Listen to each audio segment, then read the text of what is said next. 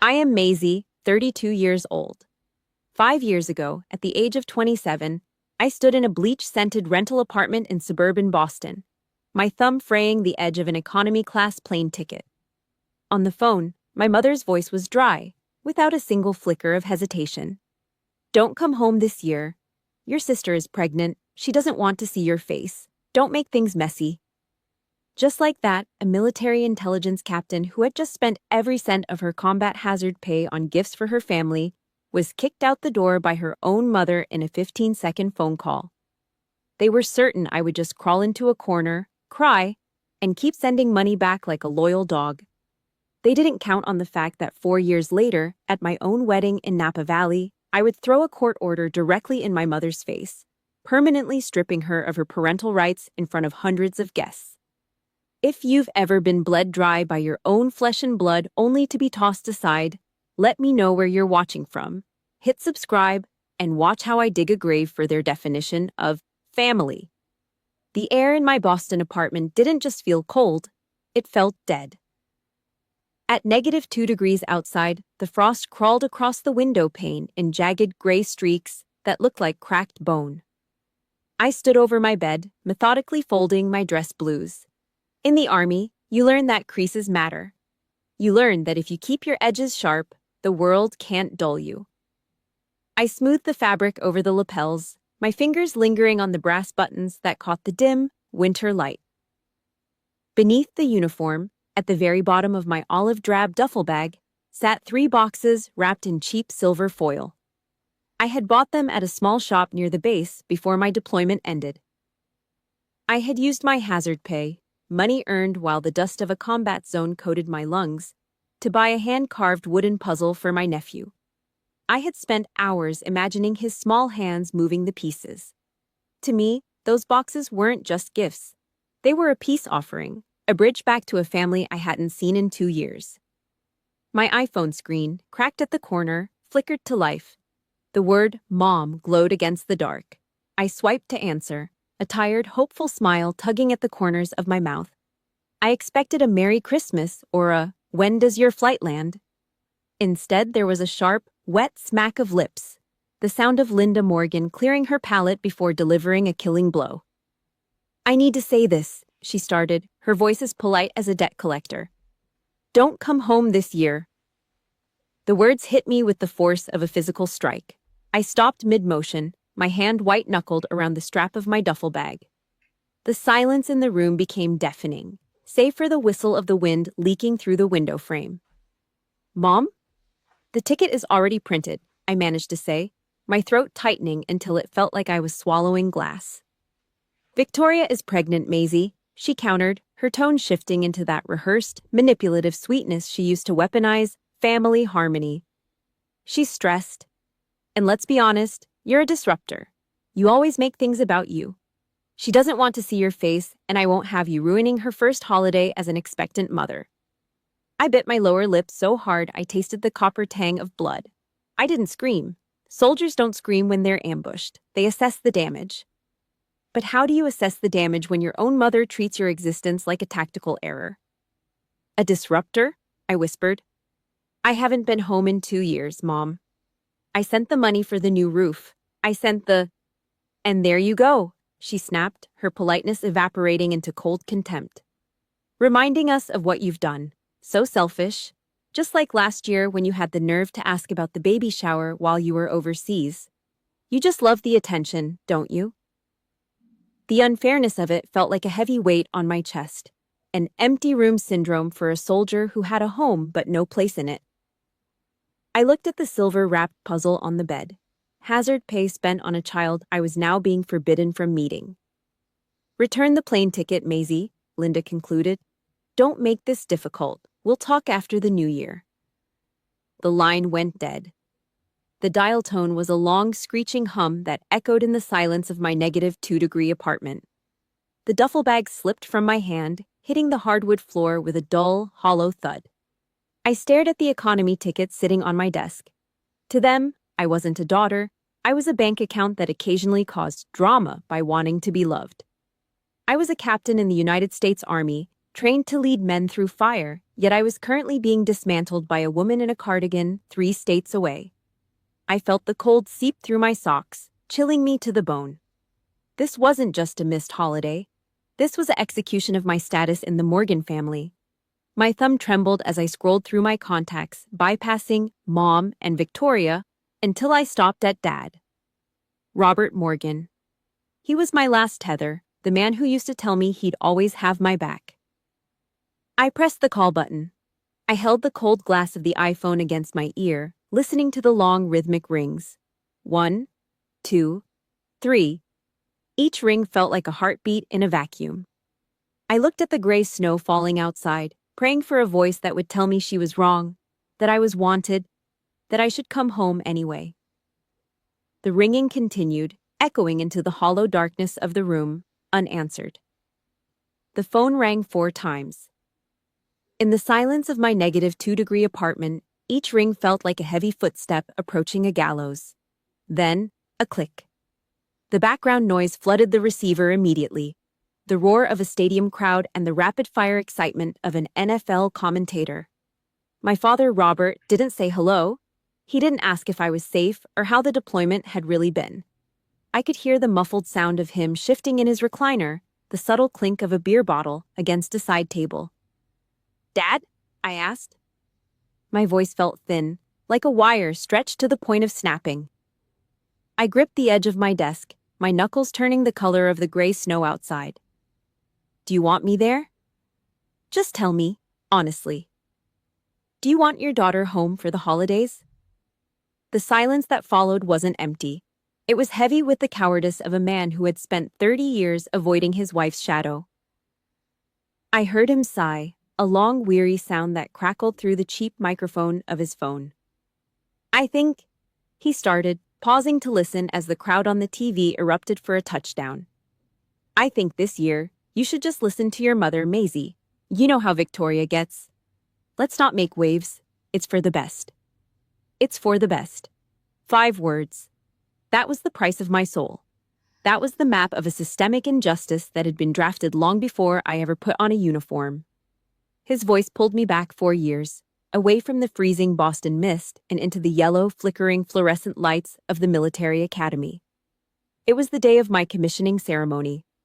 I was standing tall in my crisp uniform, my spine like a steel rod, my heart hammering against my ribs with a pride I thought we all shared. I had galled my eyes on the front row, specifically on 3 plastic folding chairs. They were empty.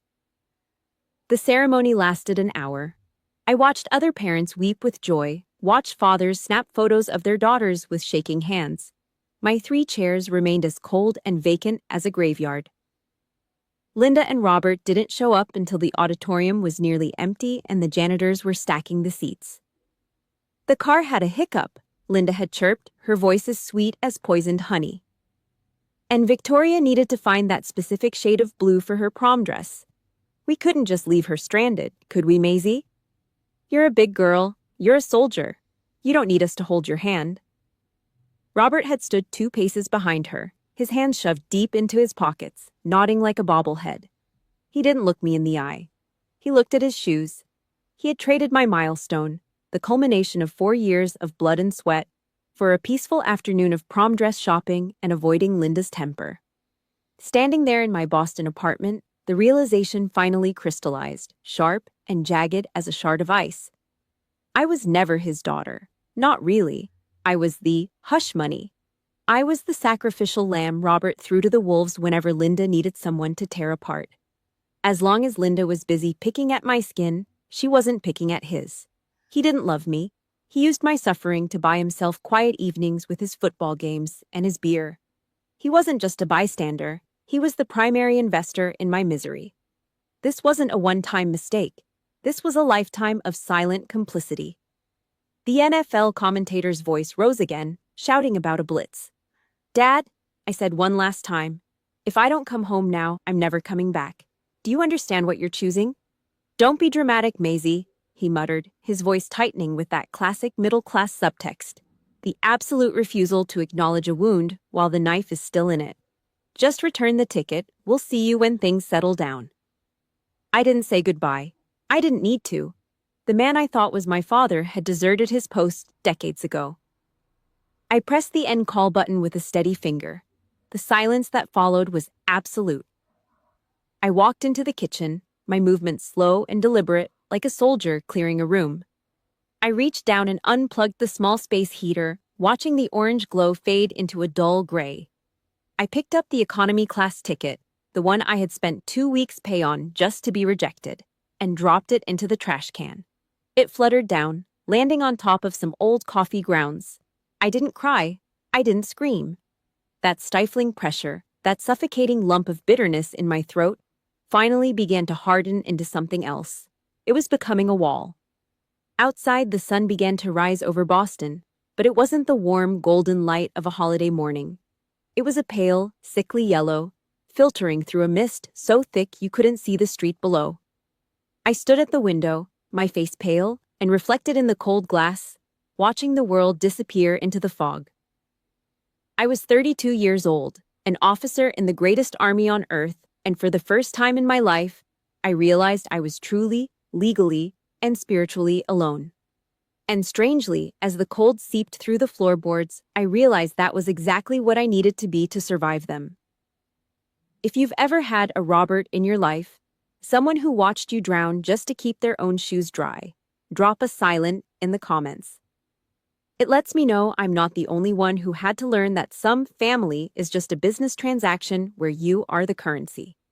Supporting this story by hitting the like button helps us stand together as survivors who finally stopped begging for a seat at a table where we were never welcome. We are building a new map now, one where home isn't a place that requires you to set yourself on fire to keep others warm. The mattress felt thin, a poor excuse for a place to rest a body that had spent years sleeping on dirt and reinforced steel. I sat there in the dark, the only light in my Boston apartment coming from the jagged, glowing screen of my iPhone. My thumb hovered, trembling just enough to be noticeable, over the Instagram icon. It was a masochistic impulse, the digital equivalent of pressing a bruised rib just to see if it still hurts. I tapped the screen. The white flash of the backlight felt like a flare going off in a pitch-black trench. There it was. Posted 30 minutes ago. The image was sharp, high definition, and saturated with the kind of warm amber light that only exists in Connecticut dining rooms during the holidays. It was a scene of calculated perfection. My mother, Linda, was at the head of the table, her smile polished and immovable. Robert sat beside her, his hand wrapped around a glass of expensive bourbon, looking every bit the content patriarch. Victoria was glowing, her hand resting over her pregnant stomach as her husband leaned in. Even the toddler, my nephew, the one I had bought that silver-wrapped puzzle for, was there, laughing at something off camera. I counted the chairs. 1, 2, 3, 4, 5, 5 people, 5 chairs. There was no empty seat. No gap in the formation where a daughter might have stood. No sign that a captain in the United States Army was currently sitting in a freezing apartment 3 states away, eating a protein bar for dinner. The caption was a precision-guided strike. Grateful for the most important people, our circle is finally complete. I stared at the words until they blurred. They hadn't just forgotten to invite me, they had formally struck me from the roster. In the military, we call it a sitrep, a situation report. And the report was clear. Maisie Morgan was a casualty of a war she didn't know she was fighting. I had been deleted. I didn't throw the phone. I didn't have the energy for anger yet. Instead, I stood up. My joints popped in the cold air. I pulled on my heavy black wool coat, the one I bought for my first winter back stateside. I wrapped a thick scarf around my neck, tucking my chin into the fabric. I needed to move. I needed to prove to myself that I still existed, even if I was invisible to the people who shared my blood. I stepped out into the Boston night. The wind was a physical weight, a stinging slap of sleet and freezing rain that made my eyes water. I marched. I didn't walk. I kept a steady military pace, my boots crunching over the gray, salted slush on the sidewalk. I headed toward the lights of the harbor, toward Harbor View Grill. Inside the restaurant was a sensory overload. The air was thick with the scent of roasted turkey, melted butter, and rosemary. The sound of crystal glasses clinking and the low hum of 100 happy conversations felt like a wall of heat. It was the quintessential American holiday, warm, loud, and expensive. I walked up to the podium. The hostess was a girl in her early 20s, wearing a festive red dress that looked like it cost more than my monthly rent. She looked at my wool coat, then at my face, her eyes scanning me with a practiced, judgmental efficiency. "Table for one?" she asked, her voice laced with a thin, brittle politeness. She didn't say it, but her expression did. "Who comes here alone on a holiday?" "Yes," I said, my voice sounding raspy even to my own ears. "Just one." She didn't lead me to the windows where the city lights danced on the water. She didn't take me to the plush booths near the fireplace. Instead, she navigated me through the maze of large, boisterous families, through the laughter and the steam, until we reached the very back of the restaurant. She pointed to a tiny, wobbling wooden table. It was wedged into a narrow corridor between the swinging double doors of the kitchen and the entrance to the restrooms. "Here you go," she said, dropping a menu on the table and vanishing before I could protest. I sat down, my back to the room. Every few seconds, the kitchen door would hiss open, releasing a blast of heat and the smell of dirty dishwater. To my left, the constant click-clack of the restroom door provided a rhythmic reminder of my status. I was the scrap, the leftover, the social surplus that didn't fit into the holiday's carefully curated joy. I was a second-class citizen in a room full of winners. I ordered the turkey dinner. It arrived 10 minutes later, a mound of white meat, a scoop of mashed potatoes, and a pool of deep red cranberry sauce that looked like a fresh wound on the white porcelain plate. I picked up my fork, but my hand wouldn't move. At the table next to mine, 3 smaller tables had been pushed together to accommodate a family of 12. They were cutting a massive pumpkin pie, the children squealing with delight as the whipped cream was piled high. A grandfather was telling a story, his voice booming with pride. I looked down at my plate. The turkey was already growing cold, the gravy forming a thin, translucent skin. The wall I had built, the steel-plated defense I had carried through 2 deployments and a dozen family betrayals, finally buckled. It didn't break all at once. It dissolved. I felt the first tear hit the back of my hand, hot and startling against my skin. Then another. I sat there, a captain in the intelligence corps, a woman trained to resist interrogation and endure physical hardship. And I wept over a plate of cold poultry next to a bathroom door. I didn't sob. I just leaked. The tears fell silently, landing on my knuckles, wetting the cheap paper napkin. I felt like a ghost. I was convinced that if I reached out to touch the table, my hand would pass right through the wood. I was nothing. I was a zero. Then the air shifted. The constant noise of the kitchen door seemed to fade. A hand, heavy, warm, and mapped with age, settled gently on my shoulder. It wasn't the tentative touch of a stranger. It was the firm, grounding weight of someone who knew exactly how to hold a person together. I froze, my breath catching in my throat. I didn't look up, too ashamed of the state of my face. "Sweetheart," a voice murmured. It was a low, resonant alto, carrying the unmistakable cadence of authority tempered by kindness. "Are you okay?" I squeezed my eyes shut, a fresh wave of tears escaping. I couldn't answer. I just stared at that old, wrinkled hand on my black coat, wondering if I had finally hallucinated a mother who actually cared. The hand on my shoulder was heavy, grounded, and unmistakably firm. I didn't look up. I couldn't.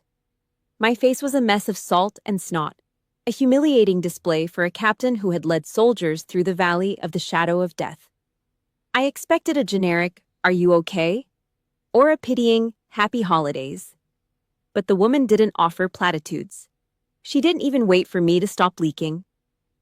"Richard," she said, her voice a resonant, steady alto that cut right through the noise of the kitchen door's rusted hinges. A man stood up from the large, boisterous table nearby. He looked like he'd been carved out of a block of New England granite, broad-shouldered, silver-haired, with the posture of a man who had spent 30 years in a starched uniform. Without a word, he walked over to my tiny, wobbling table, picked up my plate of cold, sad turkey, and carried it over to their table. He didn't ask. He just executed the order. I can't, I stammered, my voice cracking like dry wood. I tried to pull my coat tighter around me, my soldier's instinct for concealment kicking in. I'm fine. I have an allergy. The seasoning. I should go. The woman pulled out the chair next to me. The wood scraped against the floor with a sharp, decisive screech. She sat down and looked me straight in the eye, her gaze a mixture of steel and something I hadn't seen in 27 years. Genuine recognition. Allergies don't make people sob into their gravy on Thanksgiving, sweetheart, she said, her tone devoid of judgment.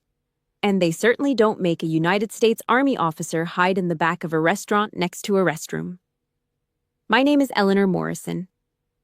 That's my husband, Richard, and our son, Marcus. You're coming to our table because no one should eat a cold meal alone on this day. That is a direct order. She didn't give me a choice. She led me to their table, where the light wasn't the harsh, white glare of the kitchen, but the soft amber glow of a few small candles. Richard sat me down and immediately swapped my cold plate for a steaming one, piled high with fresh meat and stuffing. So, Richard said, leaning back with a grin that showed he'd seen his fair share of motor pools and muddy trenches. Eleanor tells me you've got the look of someone who knows how to read a map. Intelligence? Or are you one of those lucky souls in logistics? I blinked, wiping my eyes with a napkin. Intelligence. Military intelligence. Richard let out a booming laugh. God help us, an intel officer. Well, don't worry, we won't hold it against you. I was a command sergeant major in the infantry. Spent most of my career trying to figure out what you people were actually telling us. He launched into a ridiculous story about a botched training exercise in Fort Bragg, his voice loud and rhythmic, filling the space where my silence usually lived. Beside him, Marcus, a man in his late 20s with a kind, quiet face, pushed a heavy ceramic tray of buttery mashed potatoes toward me. He didn't look at me with pity. He didn't ask why I was alone. He just nodded and said, "The gravy is the best part. Help yourself." For the first time in 27 years, something strange happened. My jaw, which had been locked in a permanent state of tension since I was 5 years old, finally began to loosen. I didn't have to scan their faces for signs of an impending atmospheric shift. I didn't have to guess which word of mine would trigger a lecture or a cold shoulder. I just ate. I chewed and swallowed, the heat from a cup of herbal tea radiating against my face, slowly melting the frost that had settled in my bones. Eventually, the meal wound down. Marcus and some of the other family members moved to a corner of the restaurant to let the kids play.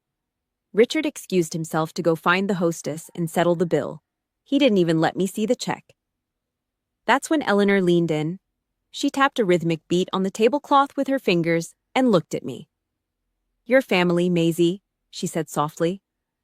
"Where are they?" The question felt like a needle prick. I looked down at my tea, the steam fogging my vision. I started repeating the script Linda had written into the lining of my brain. I'm a lot to handle, I whispered, the words feeling like ash in my mouth. I make things difficult. My sister is pregnant, and she's stressed, and I have a tendency to make everything about me. I'm a disruptor. My mother says I'm just a bundle of trouble, a constant mess. I shouldn't have even tried to go home. I'm just selfish. I waited for Eleanor to nod. I waited for her to agree that I was indeed the problem. Instead, she reached into her blazer pocket and pulled out a small, crisp business card. She slid it across the table toward me. It wasn't a florist or a baker. Eleanor Morrison. Colonel, United States Army, JAG Corps, retired. I spent 30 years in the Judge Advocate General's Corps, she said, her voice turning as sharp and cold as a winter morning in the mountains. I've handled more family law and domestic military cases than you can imagine. I've seen every kind of liar and every kind of victim, and I know a scapegoat when I see one. She leaned closer, her eyes locking onto mine with the intensity of a sniper. Listen to me, Captain. In families like yours, there's often what we call an identified patient. They pick the strongest child, the one with the most light, and they tell that child they are the source of all the darkness. They do it so they don't have to look at their own rot.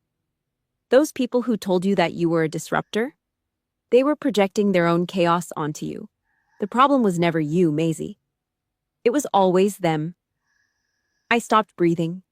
The air in the Harborview Grill felt heavy, like the atmosphere before a massive thunderstorm. I stared at her card, my fingers trembling as I gripped the edges, squeezing so hard the paper began to buckle and fold under the pressure of my thumb. "It wasn't me," I whispered, the words barely audible over the sound of a family laughing 2 tables away. "It was never you," Eleanor repeated, her voice a final, unappealable verdict.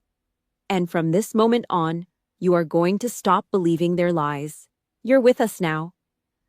As Richard came back and draped a warm hand over Eleanor's shoulder, I felt something in my chest finally snap. Not like a bone, but like a set of handcuffs. For 27 years, I had been a prisoner of a war I couldn't win. But as I looked at the Morrisons, I realized I had just found my reinforcement. The report was in. The verdict was final. And for the first time in my life, I wasn't the one on trial. December. 2 years had passed since that freezing night at Harborview Grill, yet the Boston winter still had a way of testing the steel in my bones. I pulled my old Ford truck, the one Marcus spent 3 weekends under, greasy and grinning as he patched the rusted exhaust, to the curb in Brookline. The Morrison house was a grand Victorian, all dark wood and wraparound porches, glowing like a lantern against the early winter dusk. I sat in the cab for a full minute, my breath fogging the windshield. Old habits die hard. Part of me was still waiting for a reason to apologize for showing up. Part of me was still braced for a critique of my hair or a bill for the gas I had used. The front door did not just open, it was never locked to begin with. Eleanor burst out onto the porch, her coat draped over her shoulders like a cape, a wool scarf trailing behind her. She did not wait for me to reach the steps. She just waved a hand, beckoning me into the light.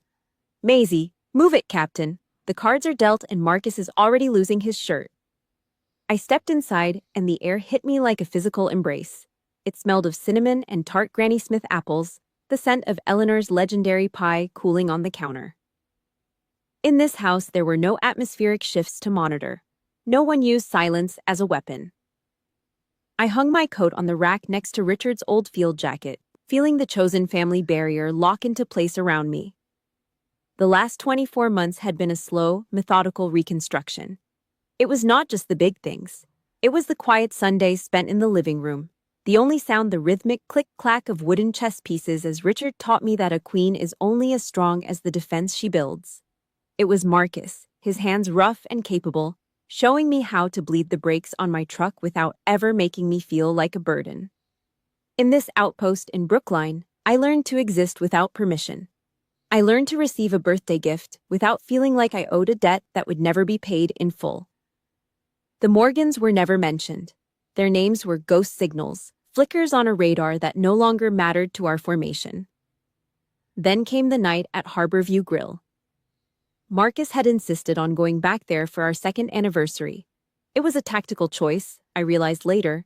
He wanted to overwrite the map of my pain. We were not at the tiny, wobbling table by the restroom this time. We were by the window, the harbor lights dancing across the water in cold, sharp pulses. Marcus did not do a grand performance. He did not drop to a knee in front of a crowd. He simply pushed a small black velvet box across the white tablecloth. He looked me in the eye, his gaze steady, devoid of the manipulative sugar I'd grown up with. "They threw you away, Maisie," he said, his voice low and grounded. "They looked at a diamond and saw a disruptor. But I am digging in. I am holding this line. I choose you as my number 1 choice. Every single day. Forever." I reached out, and as the diamond ring slid onto my ring finger, the metal was cold, biting into my skin with a promise that felt heavier than any oath I had taken in the army. It was a vow of permanence, but happiness in the present does not always erase the paperwork of the past. A week later, I was sitting at my desk in the quiet of our new apartment. The fireplace was crackling, the logs popping with a dry, sharp sound. On the mahogany surface sat a stack of draft wedding invitations. They were white, crisp, and blindingly bright under the desk lamp. I had a black ink pen in my hand, the cap clicking, click, click, click, as I stared at the lines. The font was elegant, a beautiful script that felt like it belonged to a life I was finally allowed to lead. I filled out the date. I filled out the venue in Napa Valley. Then, my hand froze. Parents of the bride. The space beneath those words was a void, a smelly, rotting hole in the middle of my celebration. My throat tightened instantly, that familiar sensation of swallowing crushed glass returning with a vengeance. Linda, Robert. The names were stuck in my windpipe, jagged and toxic. I tried to imagine their names printed in gold leaf on this expensive paper. I tried to imagine them standing in the receiving line, pretending they had not spent 27 years trying to extinguish my light. The subtext of 30 years of abuse rose up like a black tide. If I put their names there, I was inviting the infection back into the wound. If I left them off, I was acknowledging that I was a woman without a root, a soldier without a home base. I looked at the parents of the bride section, and all I could see were the empty chairs from my commissioning ceremony. All I could see was the 15-second phone call that ended my childhood. My hand began to shake. The pen hovered, a single drop of ink threatening to ruin the pristine white card. The silence of the room suddenly felt suffocating, the weight of the estrangement pressing against my ribs until I could not draw a full breath. They still had a vote. Even from hundreds of miles away, even with no contact orders in place, they were squatting in the middle of my joy, demanding a space they had never earned. No, I whispered to the empty room. I did not just put the pen down. I gripped it until my knuckles were white, and I slashed the black ink across the parents of the bride section. Once, twice, 5 times. I scribbled until the paper tore, until the name Morgan was buried under a frantic, messy cage of black ink. It felt like I was trying to bury a body that refused to stay dead. I hurled the pen against the far wall. It hit the drywall with a sharp thud and skittered across the floor. I slumped back into my chair, my head in my hands, gasping for air. The diamond on my finger caught the light, a cold reminder of the life I wanted. But the torn paper in front of me was the reality I was still trapped in. I could not print those names. I would rather burn the entire wedding to the ground than give those deserters a seat of honor. But as I stared at the ruined invitation, I knew the battle was not over. I had cut the cord, but the ghost of the family I never had was still haunting the threshold of my new life. I needed something more than just a scribble of ink. I needed a weapon. This was one more fight.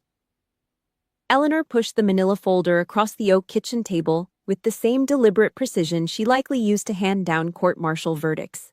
The sunlight in Brookline was sharp, hitting the granite countertops and reflecting off the stack of legal documents. There were no flowers on the table today, only the cold reality of a counteroffensive. Adult adoption, Eleanor said, her voice steady and devoid of unnecessary emotion. It is a legal procedure available in several states, including Massachusetts. It doesn't just change your name, Maisie. It issues a brand new birth certificate. It legally severs the tie to Linda and Robert Morgan as if they never existed in your lineage. No inheritance rights, no medical proxy authority, no next of kin status. It is a total wipe of the slate. I stared at the top page.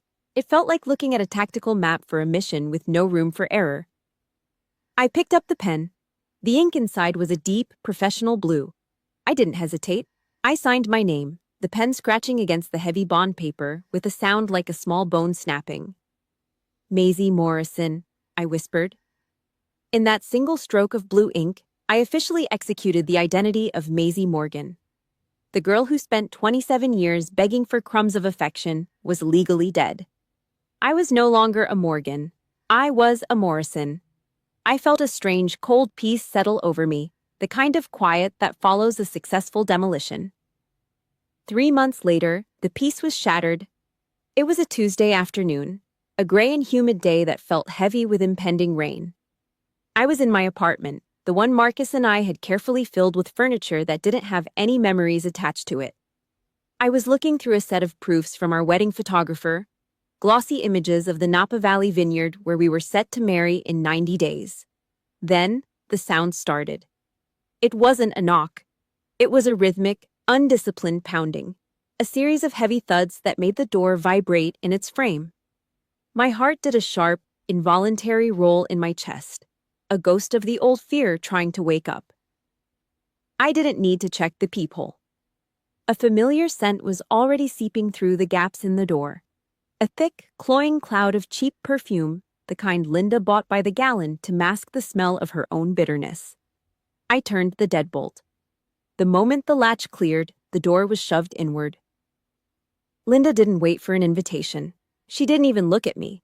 She swept past, her high heels clattering like gunfire across my hardwood floors. She was wearing a beige trench coat and a look of practiced, frantic indignation. "I have been calling for 3 weeks, Maisie. Do you have any idea how embarrassing it is to have your own daughter ghost you?" She stopped in the middle of the living room, her eyes darting around, cataloging my life like an insurance adjuster. She spotted the wedding photos on the coffee table. She snatched one up before I could move. It was a shot of the main terrace, a sprawling stone plaza overlooking miles of golden grapevines. "What is this?" she hissed, her voice rising to that jagged, shrill register that used to make me flinch. "Napa, do you have any idea what people are saying?" Victoria's friend saw a post about a venue booking.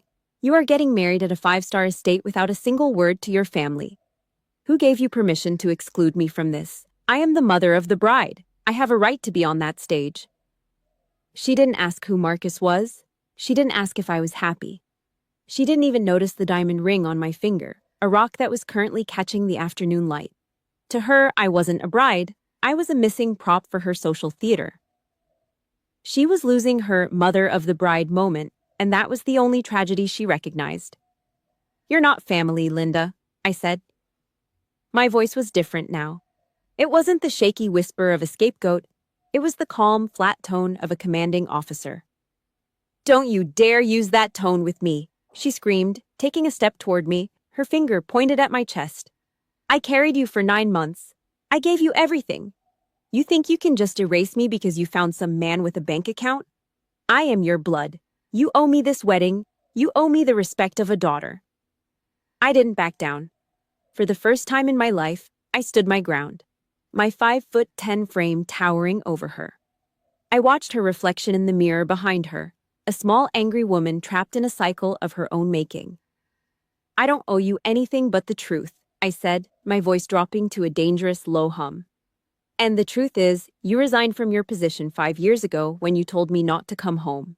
You don't get to fire a daughter and then show up years later demanding a seat at the head table. You wanted me gone? Well, look at me. I'm gone." I walked over to the door and swung it wide. "You have 10 seconds to leave this apartment before I call the police and have you trespassed," I said. Linda's jaw dropped. The mask of motherly concern shattered, revealing the raw, ugly entitlement underneath. "You ungrateful little brat. I will tell everyone what you are. I will make sure no one at that wedding looks at you without knowing you're a traitor." "Get out," I said, the words cold and final. "Get out." I grabbed her designer handbag from the sofa and tossed it into the hallway. It landed with a soft thud on the carpet. Linda let out a strangled shriek of rage, stumbling toward the exit. The moment her heels cleared the threshold, I slammed the door. Click! The sound of the deadbolt sliding home was the most satisfying thing I had ever heard. It was the sound of a border being closed. It was the sound of a life being protected. Through the wood, I could hear her muffled screams, but it didn't matter. She could swear she would take back her rights, but she was screaming at a wall she could never climb. If you've ever reached the point where you had to legally or emotionally assassinate your old self just to stay alive, hit that like button. It's not easy to walk away from the only people who are supposed to love you. But sometimes, the only way to save the person you're becoming is to leave the people you are behind. Drop a free in the comments if you've finally found the courage to set your own boundaries. Every like and comment supports this journey and helps us remind each other that blood might be thick, but it's not a contract for abuse. We are writing a new script now, and this time, we're the ones in charge of the casting. June in Napa Valley is supposed to be a dream. The air usually carries the scent of ripening Cabernet grapes and sun-drenched earth. a golden haze that makes everything look like a vintage postcard. But as I sat in the bridal suite of the estate, I wasn't looking at the rolling hills or the expensive floral arrangements. I was looking at a tactical map of the terrace and 3 high-resolution photographs spread out on a glass coffee table. Linda, Robert, Victoria. In the world of professional security, these were targets of interest. In the world of military intelligence, they were the red list. Across from me stood 3 men who looked vastly out of place in a vineyard. They wore sharp black suits that couldn't quite hide the corded muscle of their shoulders, or the alert, scanning gaze of men who had spent their youth as military police. These were ex-MPs, hired specifically to serve as wedding bouncers. While other brides were busy debating the shade of their lipstick, I was briefing my security detail on the psychological triggers and physical descriptions of my own biological parents. "This is the perimeter," I said, my voice flat and devoid of the fluttery nerves expected of a woman about to walk down the aisle. I pointed to the stone arches leading to the main garden. "They will likely arrive together. Linda will try to lead. She'll be wearing something loud, something designed to draw the eye away from me. Robert will be 2 paces behind, looking for a place to hide. Victoria is the wild card. Expect tears. Expect a scene about her health or her child." I tapped the photo of Linda. She is the primary agitator. Her goal is the microphone. She wants the stage. Under no circumstances is she to get within 10 feet of the sound system or the officiant. If she moves toward the front, intercept her. Be polite, be firm, but do not let her breach the inner circle. The lead bouncer, a man named Miller who had served under Richard Morrison years ago, nodded once. "Understood, Captain. We've established a secondary screening at the valet. We have their license plate numbers." It was a bitter pill to swallow. The sheer absurdity of it sat in my stomach like lead, that I had to treat my father and mother like domestic terrorists on the most important day of my life. Most women were worrying about their veils catching on the grass. I was worrying about my mother physically assaulting my peace of mind. I felt a cold sweat break out across my palms, a physical reaction to the unfairness of it all. They had forced me to become a strategist in a war that should never have existed. "Marcus wanted to ban them entirely," I told Miller, my eyes drifting to the white lace of my dress hanging on the wardrobe. "He wanted them turned away at the gate. But that's too easy for them. If we block them at the entrance, Linda will spend the next 10 years playing the martyr to every aunt and cousin we have. She'll tell them I'm a heartless monster who threw her parents into the street." I leaned forward, my jaw tightening. "No. Let them in. Use the Trojan horse protocol. Once they clear security, escort them directly to table 20. It's in the far corner, right next to the service entrance and the kitchen doors. I want them as far from the head table as possible. I want them to sit in the shadows and watch the glory they tried to extinguish. I want them to see the family I built without them." Miller checked his watch. 30 minutes to the processional. The guests are beginning to take their seats." "Good," I said. "Execute the plan." Once the men left, the room fell into a heavy, expectant silence. I stood up and walked over to my small white silk clutch bag. I didn't check for lipstick or a mirror. I unzipped the inner pocket and pulled out a document folded into thirds, encased in a protective plastic sleeve. The court order. The legal bullet in the chamber. I ran my thumb over the seal of the court. This was the final piece of my armor. If Linda tried to claim her rights as a mother, if she tried to disrupt the legal proceedings of the day, this paper would end her. It was a cold, hard fact of law that stripped her of her power. A soft knock at the door signaled a change in the atmosphere. Eleanor Morrison stepped inside. She looked magnificent in a deep navy gown, her silver hair styled in a sophisticated bob. She didn't say a word about how beautiful I looked. She didn't offer a motherly hug that felt like a trap. She walked over, put both hands on my shoulders, and looked at me through the mirror. "The perimeter is set, Maisie," she whispered, her voice a steady anchor in the rising tide of my anxiety. "Richard is at the front. Marcus is waiting at the altar. The reinforcements are in place. You are not the scapegoat today. You are the commander." I took a deep, shuddering breath. The scent of roses from the bouquet on the table finally reached me. momentarily masking the metallic taste of fear in my mouth. I straightened my spine, pulling the weight of the silk dress into alignment. Suddenly, the silence was shattered by the sharp, rhythmic crackle of a radio on the table. "Base to Captain." Miller's voice came through, distorted by the signal. "Targets have breached the outer rim. Repeat. Robert and Linda Morgan are moving through the main entrance. They are currently being redirected to Sector 20. My heart did a slow, heavy roll. The adrenaline hit my system, sharpening my vision until every thread of the lace on my sleeves stood out in high relief. I looked at Eleanor. She gave me a single, sharp nod, the silent signal of an officer acknowledging that the engagement had begun. I reached down, grabbed my bouquet, and felt the cool, damp stems against my skin. I didn't look back at the photos on the table. I didn't look at the ghosts of the girl I used to be. "Let's go," I said. I stepped out of the suite and into the hallway. The swell of a live string quartet began to echo through the stone corridors, the opening notes of a symphony that felt like a march toward a final reckoning. Hour G had arrived.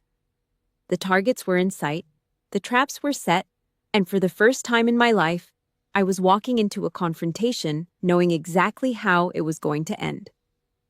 I headed toward the light at the end of the hall, my heels clicking a steady, lethal rhythm against the floor. The battle for my future was about to begin, and I had already won. The reception hall in Napa Valley was a fortress of white linen and flickering candlelight, a space designed to radiate the kind of wealth that doesn't need to shout.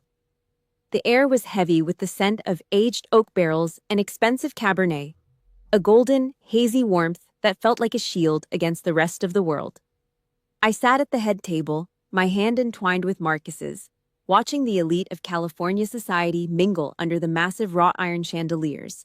My spine was straight, a habit of the uniform I no longer wore, but the weight on my chest wasn't from a tactical vest. It was the anticipation of the final strike. The MC, a man in a tuxedo that probably cost $5,000, stepped up to the mahogany podium. He tapped a silver spoon against a crystal champagne flute, and the room went dead silent.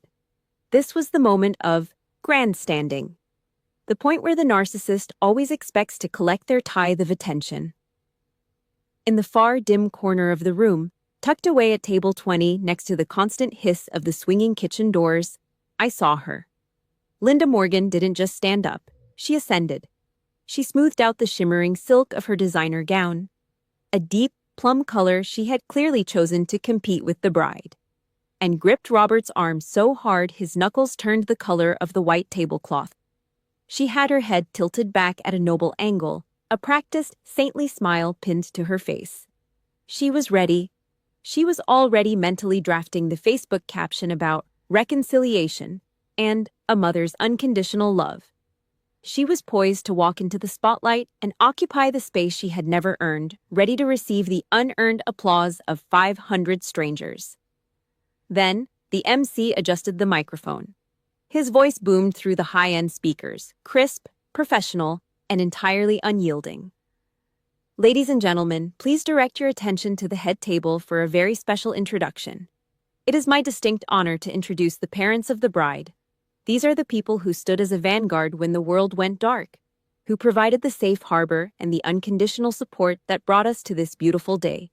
Please raise your glasses and join me in a thunderous welcome for Colonel Eleanor Morrison and Command Sergeant Major Richard Morrison." The applause was a physical wave, 500 pairs of hands coming together in a roar that shook the crystals on the tables. Richard and Eleanor stood up, their posture like twin pillars of granite, their faces radiating a quiet, fierce pride that had nothing to do with theater and everything to do with love. At table 20, the world stopped spinning. I watched the color drain from Linda's face until she was the sickly gray of curdled milk. Her noble smile didn't just fade, it disintegrated.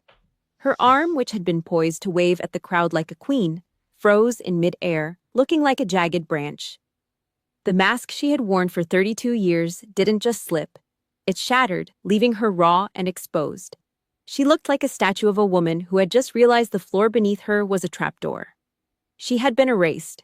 Publicly, legally, formally. In front of the very people she wanted to impress, she had been demoted to a nobody sitting next to the trash cans. But a narcissist does not go quietly into the night. They don't accept a ceasefire. Linda didn't just walk, she charged. She shoved past a server carrying a tray of appetizers, her red-soled heels clacking like a frantic heart rate against the stone floor. Robert trailed behind her like a ghost, his head down, looking like a man who wanted to dissolve into the shadows and disappear. She reached the head table just as the applause began to die down.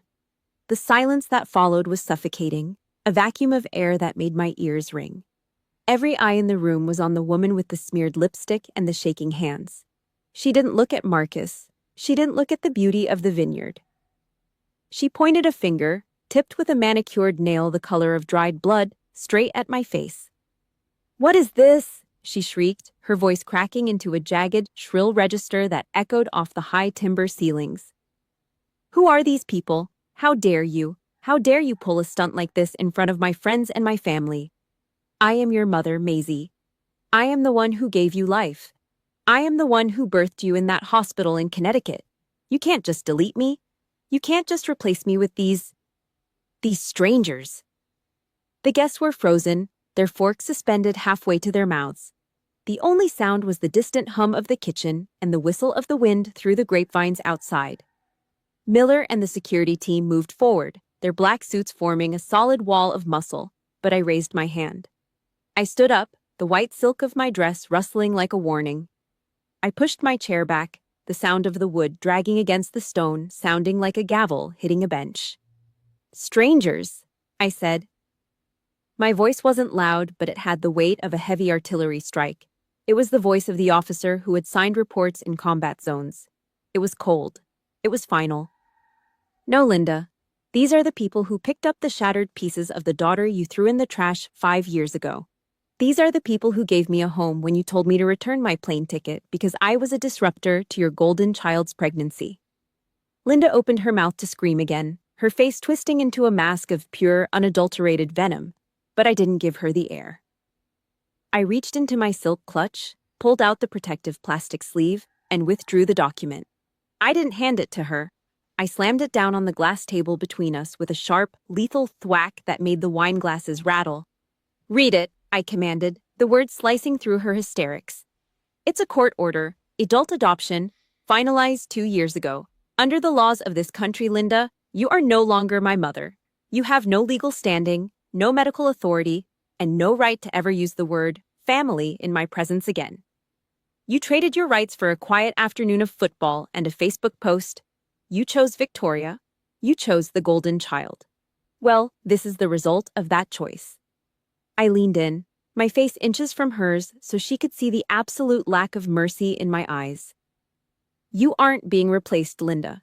You've already been replaced. You are a ghost. You are a trespasser. And you are officially dismissed." I looked over her shoulder at Miller. "Remove them. They're clogging up the service entrance." The security team moved in, efficient, silent, and professional. They didn't have to use force. The sheer weight of the public execution had already broken her. Linda looked around the room, realizing that for the first time in her life, she wasn't the hero of the story. She was the villain who had finally run out of lies. She stumbled backward, Robert catching her by the arm, and they were escorted through the kitchen doors, the same doors the trash went out of. I sat back down. I picked up my wine glass. My hand was as steady as a rock.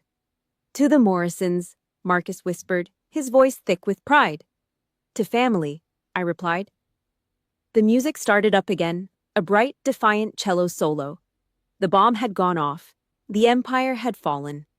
And for the first time in 32 years, I could finally breathe the air in my own room. The silence in the Napa Valley reception hall was no longer elegant. It was the heavy airless vacuum that follows a controlled demolition.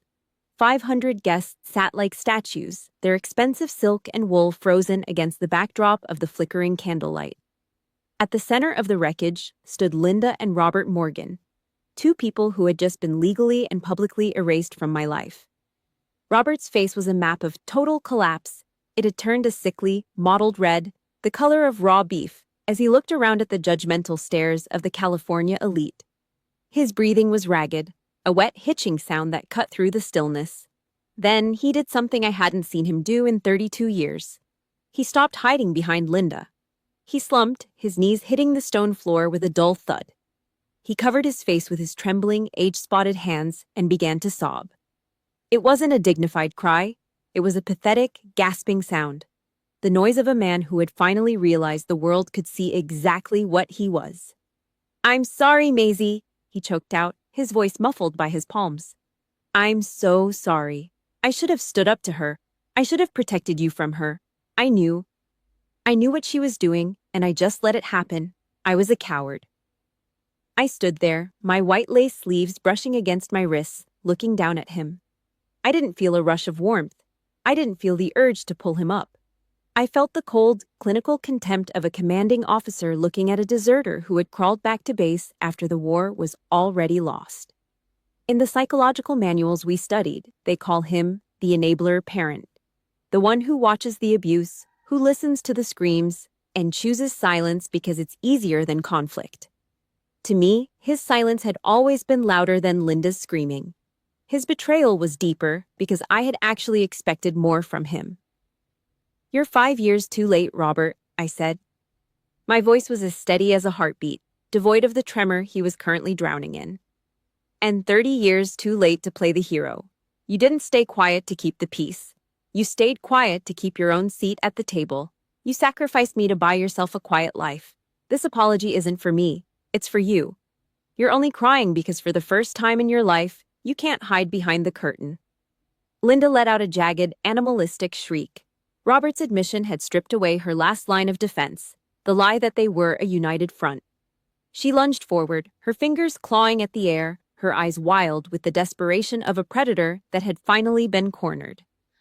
"You manipulated him!" she screamed at me, her face twisting into something unrecognizable. "You turned him against me. I am the mother. I am the one who kept this family together while you were off playing soldier. You're nothing but an ungrateful—" She never finished the sentence. Richard Morrison, the man who had spent 30 years as a command sergeant major, the man who had been my steady anchor for the last 2 years, stepped forward. He didn't move fast, but he moved with a terrifying, absolute authority. He stepped directly between me and Linda, his massive frame completely eclipsing her. He was a wall of charcoal wool and tempered steel. He didn't yell. He didn't need to. He leaned down, his face inches from Linda's, and spoke in a low, resonant rumble that made the crystal glasses on the head table hum. "You have exactly 5 seconds to turn around and walk toward that door," Richard said, "before I personally escort you to the parking lot and ensure you never set foot on a property I own again. Do not test me, ma'am. I have handled better enemies than you in much worse places." Linda recoiled as if he had physically struck her. She looked up at him, her chest heaving, searching for a crack in his resolve. She found nothing but the cold stare of a man who protected his own with a lethal devotion. "You stole my daughter," she hissed, though the volume had dropped as her courage evaporated. "You took what was mine and you brainwashed her." Richard tapped his index finger on the mahogany table with a rhythmic, heavy thud. "No," he said, his voice dropping an octave. "We didn't steal anything. We salvaged. We found a brilliant, elite teammate that you were too stupid and too cruel to value. You threw her in the trash 5 years ago because she wouldn't play your games. We just picked her up, dusted her off, and gave her the seat of honor she deserved. A Morrison protects their own, and Maisie is a Morrison. You're just a trespasser." The security team, Miller and his ex-MPs, stepped into the light of the chandeliers. They didn't pull weapons. They didn't have to. They just stood there, 4 walls of black suits, waiting for the signal. I picked up my champagne flute. The liquid was golden and bubbling, catching the spotlight. I didn't look at Linda's smeared lipstick or Robert's crumpled suit. I looked at the oak doors at the end of the hall, the exit. "Get them out of my sight," I said. It wasn't a request. It was an executive order. "And shut the gates." Miller stepped forward, his hand firm but professional as he gripped Robert's arm and pulled him to his feet. Another guard moved toward Linda.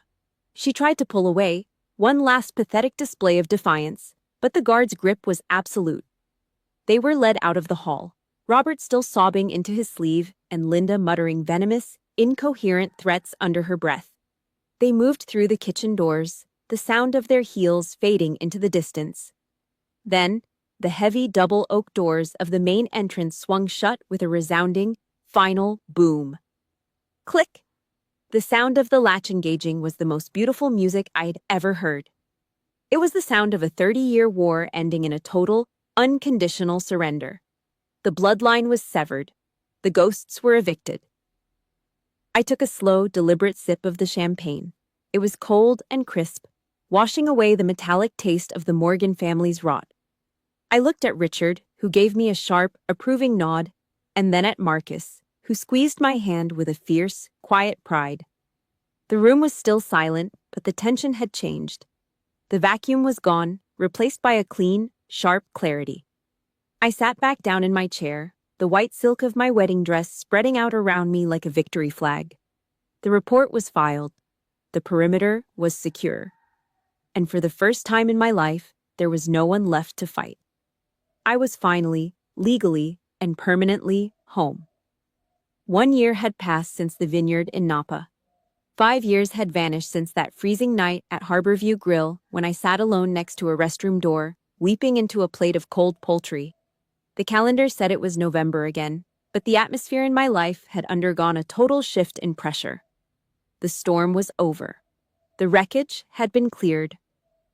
I was no longer a soldier behind enemy lines. I was a woman standing on ground I had bought, paid for, and fortified with my own soul. I stood in the entryway of our home in Brookline, looking at the morning mail. Among the glossy catalogs and utility bills sat a crumpled, off-white envelope. The return address was a zip code in Connecticut I had long ago wiped from my GPS. The handwriting was unmistakable, Victoria's loopy, performative script. I didn't open it. I didn't need to. I could practically smell the gaslighting through the paper. I knew exactly what it contained. The final desperate darts of a family whose golden child was losing her luster and whose scapegoat had become a queen. I flipped it over. On the back, scribbled in the margin, were the words, "You always make everything so difficult. I hope you have a child one day so you finally understand a mother's heart." 5 years ago, those words would have sent me into a spiral of self-doubt. They would have been a jagged blade twisted into an old wound. Today, they were just noise. Static. I walked into the kitchen where a small, sleek paper shredder sat on the counter. I didn't hesitate. I didn't feel a flicker of anger or a moment of, what if? I fed the envelope into the machine. The sound was a mechanical, satisfying crunch. The noise of a paper-toothed predator eating the last of the Morgan family's venom. Whir, snap, silence. Thousands of tiny white confetti strips fell into the bin. Just like that, the last line of communication was severed. I was fully vaccinated against their poison now. I was immune. An hour later, I was sitting in my office. I no longer wore a starched camouflage uniform or heavy combat boots. I was dressed in a soft charcoal sweater and dark jeans. The room was flooded with the pale, clean light of a New England winter morning. On the corner of my mahogany desk sat a brushed brass nameplate. It didn't say Captain Maisie Morgan. It read, Art Director, Maisie Morrison. I ran my finger over the engraved letters. This wasn't a rank handed to me by a committee. It was a position I had earned in the civilian world through grit and raw talent. To my left, a framed photograph captured Marcus laughing while Richard and Eleanor stood behind us, their hands on our shoulders. This was the rear guard. This was the kingdom I'd built with my own blood and sweat. No invaders were allowed past the gates. As the sun began to dip toward the horizon, the house began to fill with the familiar, grounding sense of Thanksgiving. The smell of roasting turkey, the sharp tang of cranberry sauce, and the sweet, heavy aroma of Eleanor's cinnamon apples. But this year, the geography of the dinner had changed. We weren't at the Morrisons' Grand Victorian. We were at my table. I sat at the head, the position of honor. Richard and Eleanor sat to my right, their faces glowing with a serene, unburdened pride. Marcus was carving the bird, humming a tune under his breath. There was no table 20 here. There was no social hierarchy based on who could perform the best lie. But the most important change was resting in my arms. 6 months ago, Emily Grace Morrison arrived into this world. She was a tiny, golden-haired bundle of warmth, currently drifting off to sleep against my chest. I looked down at her soft, rhythmic breathing. Her birth certificate was a clean, beautiful document.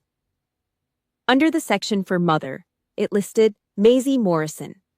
Under Grandparents, it listed Eleanor and Richard. The name Morgan had been tactically and legally eliminated from her lineage. It was a total wipe of the generational map.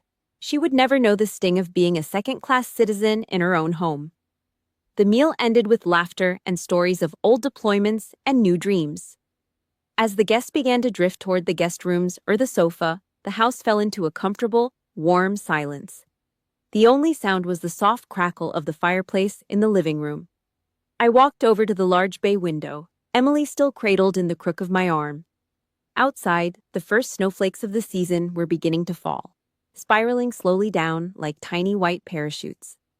I looked at our reflection in the glass, a mother and a daughter, framed by a house full of love. I leaned down, pressing my cheek against Emily's velvet soft forehead. I spoke in a whisper, a low, steady rumble that was meant for her ears and mine alone. It wasn't a military directive, it was a survivor's oath. "I swear to you, Emily," I murmured, "I will never make you perform for my affection. I will never ask you to be a prop in my theater. You will never have to earn your seat at this table, and you will never be the one who gets left behind. You aren't a disruptor, and you aren't a project. You are the only choice, every single day. Forever." I felt the last of the tension leave my shoulders, a weight I had carried since I was a 5-year-old girl trying to be perfect for a mother who didn't want me. I had broken the cycle. I had cut the cord of the Morgan legacy and buried it in the frozen earth. The war was over. The rearguard was secure. My daughter was safe. And as I watched the snow cover the world in a fresh white blanket, I realized that my retreat wasn't a surrender. It was the most successful military operation of my life. I had finally, permanently, won my freedom.